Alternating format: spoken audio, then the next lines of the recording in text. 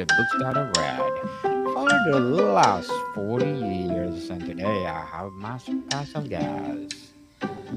He's an artist, scientist, and of course, podcast host too, like me, and the author of the book All About Sex. No other than Miss Laura Alyn.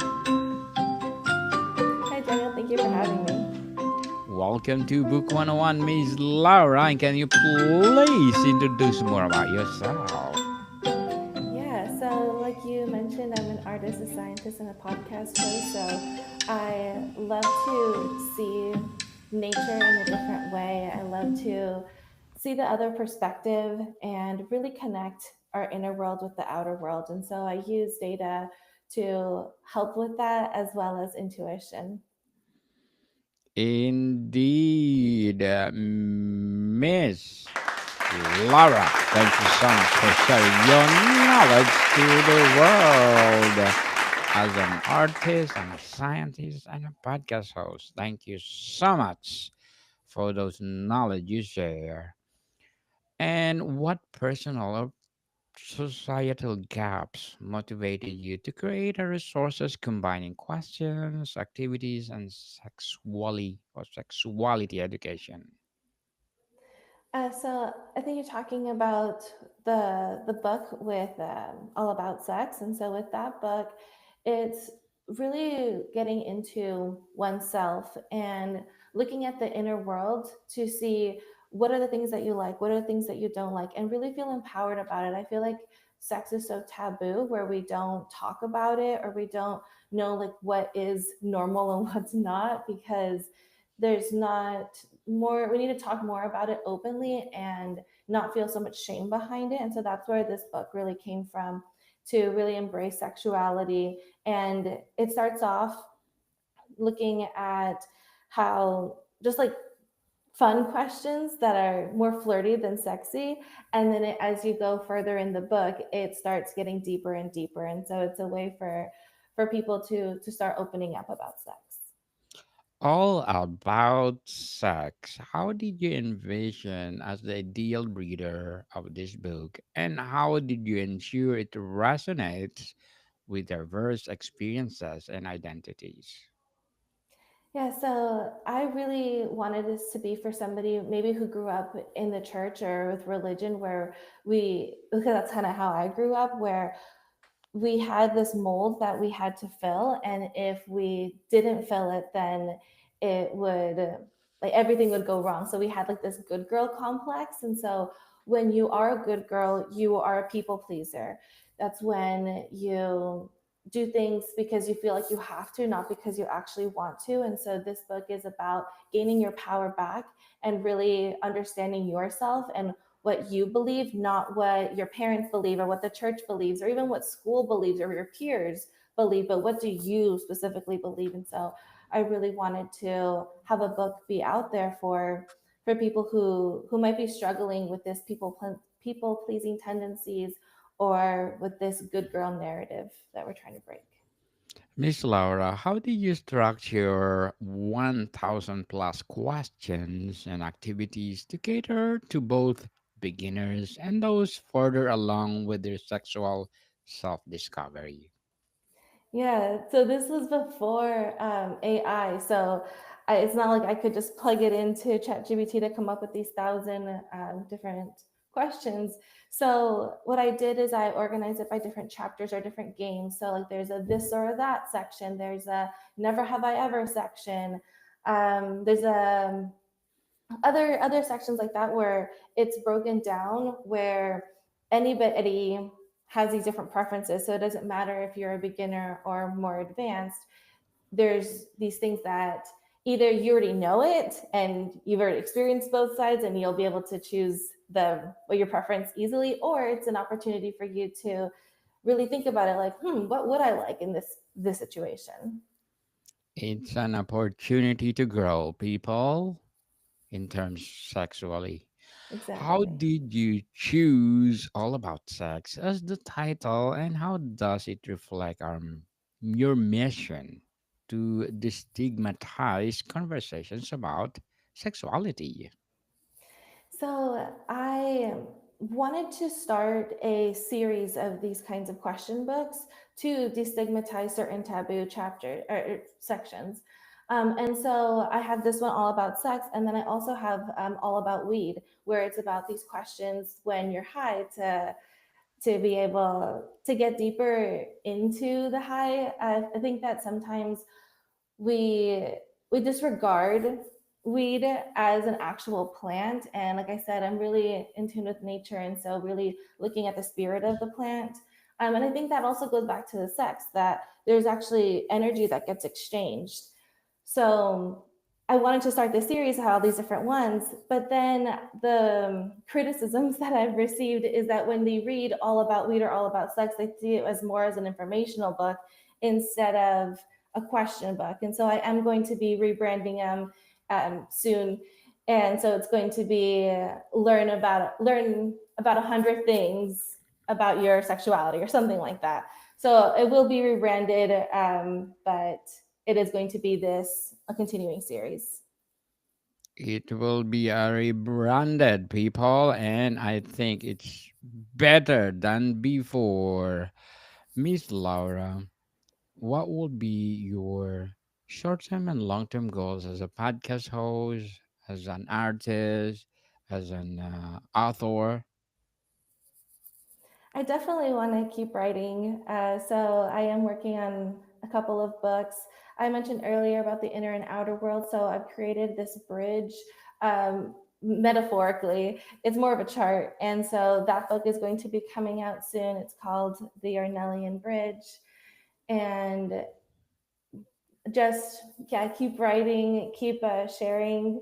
For my podcast, I so with Ela Radio is one of the podcasts that I host, and I have people come on to talk about education and look at education from the spiritual standpoint, so with astrology and intuition, but also look at education from nature, from creativity, instead of looking at school the way that it is now with being obedient and compliant and expect that's how you get the A, by doing the different things instead of it coming from somewhere within.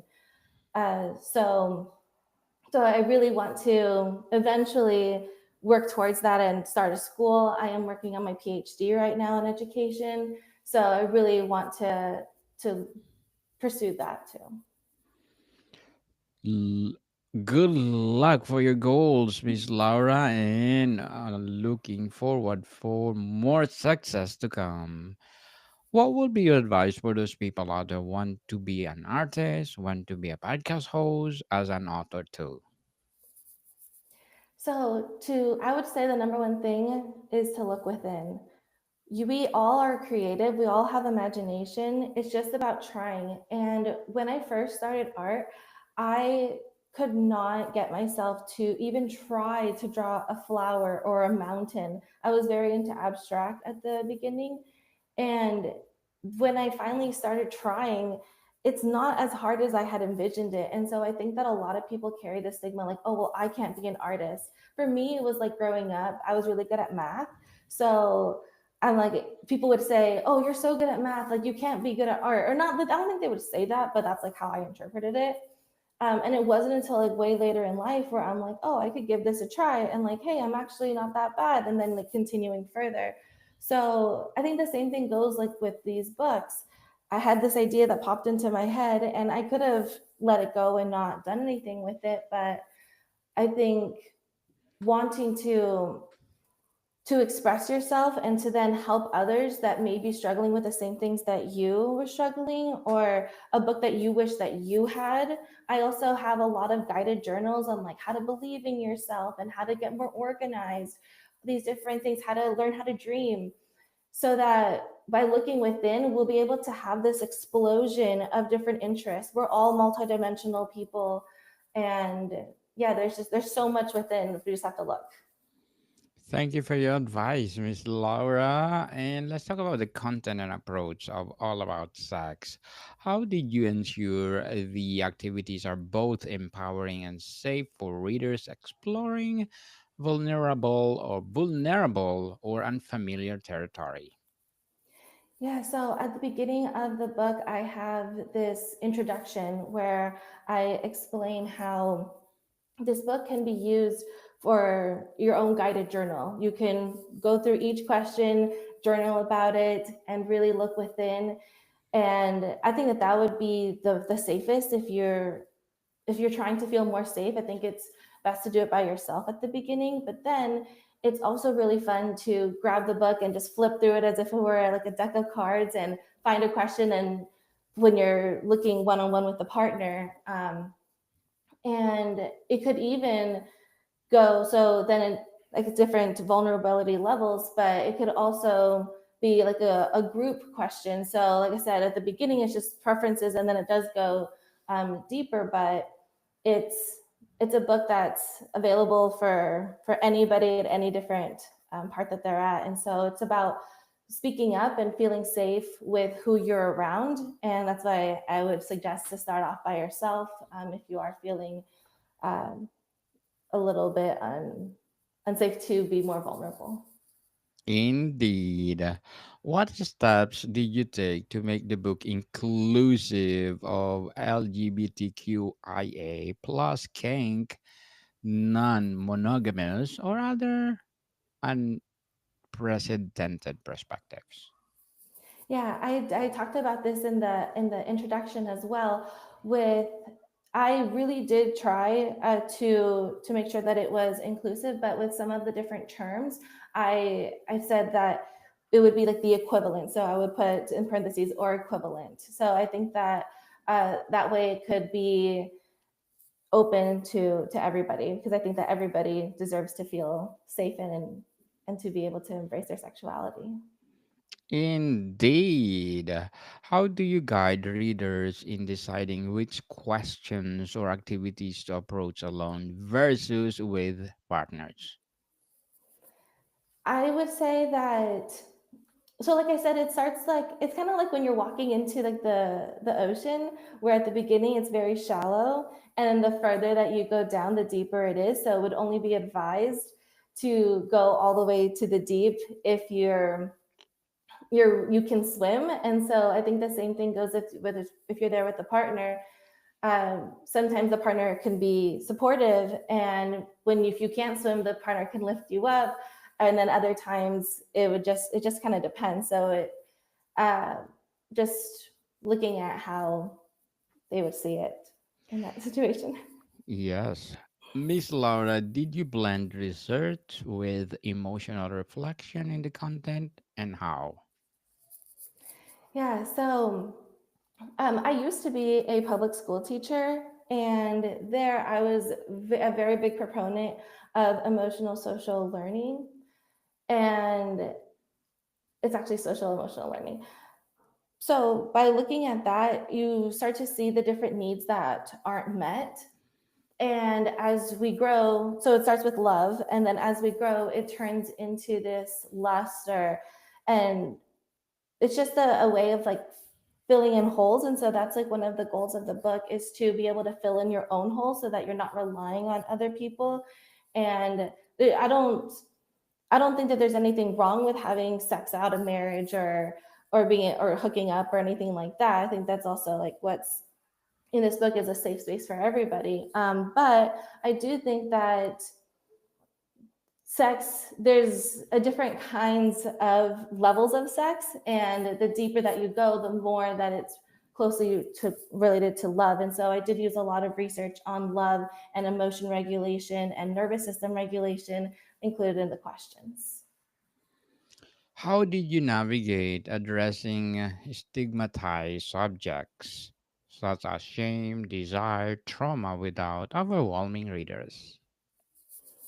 It's really the best analogy is that ocean one, where the book starts off asking very simple questions. Like I said, they're more flirty than sexy, and then the deeper that it goes, then it starts like coming out with like the really deep stuff. And whether it's deep emotionally, like vulnerability, or with the different acts, or what the acts mean, or bringing other stimuli into the process. So yeah, it's going little by little. And I think that's why I would recommend uh, to use these questions as a guide in your journal to be able to process these, and then once you already have your answer, then be able to play it with a partner, because if you're caught on the spot and then you don't feel safe and then you don't know how to speak up, then it could be um, problematic. But by taking it slow, it'd be a good book for that. Very well said, Miss Laura. Very well said. Beautifully articulated. Were there moments where sharing your own perspectives or stories felt risky, or how did you navigate that? I have really worked hard to how to figure out where that line is of oversharing. I think like in my personal life, I'm an oversharer, and I've been trying to figure out like what's appropriate to share and what's not, and with who, and all of that. And I think, well, when this book came out, this was actually the first book I ever published.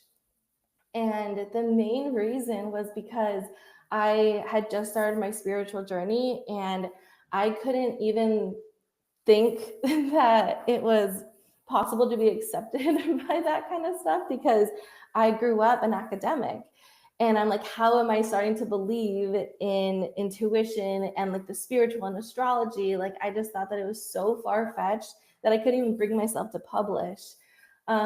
But with this book, it was the opening to say, as like my first book as a published author, to say, I am going to enter this space unorthodoxly, like talking about things that society wants to hide. And after this book, the next book was a chakra book. And then the dreaming books, those are all very spiritual, but I don't think I would have been able to publish them if not for this first one. Miss Laura, how do you hope the book helps readers reframe shame or fear into curiosity and empowerment? So for so long, and it's not just our generation, I think it goes back years, if not millennia, of this deep rooted shame. And I think that now is the time that we can actually go back and understand why we felt shameful and be able to let it go.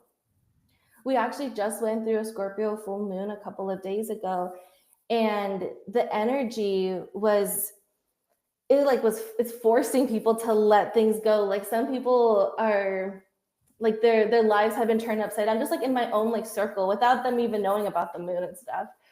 And it's just so indicative of the times that we're in, that it is the time to look at these different traumas or shames, like why do we feel this way, and really digging deep as to why. That's what I used to do. That's how a lot of these books came to fruition, was that I would just sit in my backyard just during COVID and just ask myself, okay, why do you believe this? Why do you think this? Just why, until I got down to the root, like, oh, okay, this is why. And then once I figured it out, then that's how these books were born. And with this one, it was, I was so tired of feeling ashamed. I had recently just gotten married, and my whole life I had thought that sex was bad. And so now that I'm married and now sex is all of a sudden good, it was so triggering for me. Like, I could not wrap my head around it, and I couldn't stop feeling that sex was bad, because when I was doing it and it was bad, it was fine. But now that it's supposed to be good and that's still bad, it was just really messing with my head. And so that's a lot of where this book came from. Like, how would I help somebody like me that is this self-proclaimed good girl, and try to peel away some of those layers to be able to get down deep to have actual meaningful sex. Indeed. Miss Laura, how is the theme of consent woven into the exercises, even in solo exploration? In the beginning, I have a whole little section about consent and making sure to only go forward if everybody feels safe, to really make sure that everybody, even if they won't speak up, to actually ask them, because it's different than interrupting the vibe of the group and saying, oh, I don't want to do this, versus asking, and this includes like on a one-on-one and even in yourself, because in my PhD research I look at the soul, mind, body, and spirit, and that's why we have such a hard time making decisions, because our minds tell us to do one thing, our hearts tell us another, our gut, our intuition tells us something else, and we're just like, like, what do we do?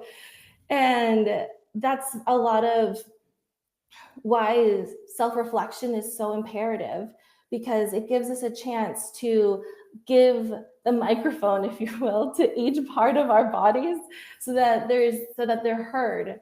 And the other analogy that people say is like to take the wheel of the car. Like right now, a lot of people's minds are driving the car and they're exhausted, but they won't let anybody else, like the soul, the spirit, or the body, take over, out of fear. There's just so much fear in the world. And so this book really talks about how to get over the fear, but get over the fear at a safe space when you are ready. And if you're not ready, trust that one day you will be ready, and then you can return to it.